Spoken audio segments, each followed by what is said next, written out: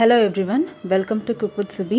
இன்றைக்கி நல்ல சூடாக டேஸ்டியாக பிரேக்ஃபாஸ்ட் அப்புறம் நைட்டு டின்னருக்கு சாப்பிட்ற மாதிரி ஒரு அவல் பொங்கல் எப்படி பண்ணுறதுன்னு பார்க்கலாம். பண்ணுறதுக்கு நான் அரை கப் அளவுக்கு பாசிப்பருப்பு வந்துட்டு எடுத்திருக்கேன். இதை வந்து நல்லா தண்ணியில் அலம்பிக்கலாம். அலம்பிட்டு தண்ணியெல்லாம் சுத்தமாக வடிச்சிட்டு நான் ஒரு பவுலில் சேர்த்துக்கிறேன். இது கூடவே அரை டீஸ்பூன் உப்பு, 1/4 டீஸ்பூன் மஞ்சள் பொடி,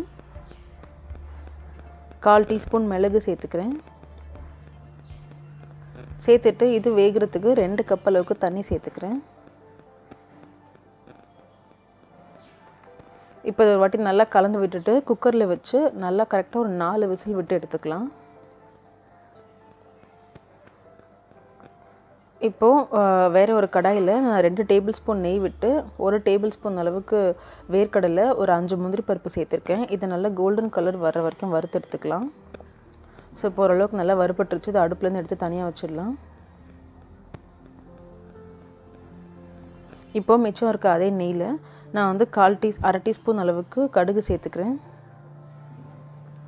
அது கூடவே அரை டீஸ்பூன் சீரகம், அரை டீஸ்பூன் மிளகு, 1 டேபிள் ஸ்பூன் அளவுக்கு இஞ்சி பொடியாக நறுக்குனது, 2 பச்சை மிளகாய் சேர்த்துக்கிறேன், உடச்சி சேர்த்துக்கிறேன்.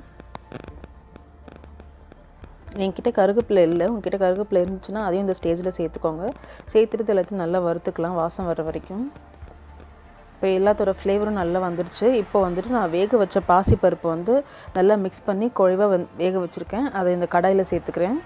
அதே குக்கரில் நான் அரை கப் அளவுக்கு தண்ணி சேர்த்து குக்கரை நல்லா அலம்பி சேர்த்துக்கிறேன். சேர்த்துட்டு ஒரு வாட்டி நல்லா கலந்து விட்டுடலாம்.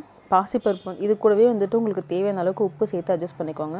பாசிப்பருப்பு வந்துட்டு இந்த மாதிரி நல்லா குழைவாக வேக வைக்கணும்.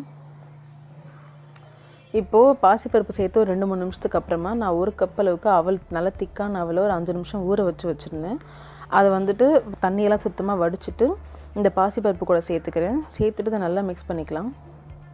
மிக்ஸ் பண்ணிவிட்டு ஒரு 2 நிமிஷத்துக்கு இதை நல்லா குக் பண்ணிக்கலாம். எல்லாம் ஒன்றா கலந்து வரணும். அப்போ தான் ஃப்ளேவர் வந்துட்டு அவலில் இறங்கும்.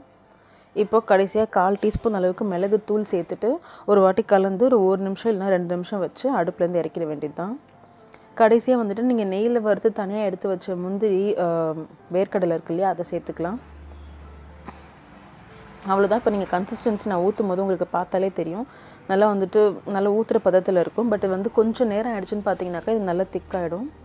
ஸோ இந்த கன்சிஸ்டன்சியில் இருக்கும் போதே அடுப்புலேருந்து எடுத்து சூடாக சர்வ் பண்ணிவிடுங்க. நீங்கள் வந்துட்டு கட்டியாகிற வரைக்கும் அடுப்புலேயே வச்சுருந்தீங்கன்னு சொன்னால் நீங்கள் சாப்பிடும்போது ரொம்ப இறுகி போயிடும். அவ்வளோதான். ரொம்பவே ஈஸி அண்ட் டேஸ்டியான ஒரு அவல் பொங்கல் ரெடி. இது பிரேக்ஃபாஸ்ட்டுக்கு அண்ட் டின்னருக்கு கூட ரொம்பவே நல்லாயிருக்கும். ஸோ கண்டிப்பாக ட்ரை பண்ணி பாருங்கள். தேங்க்ஸ் ஃபார் வாட்சிங்.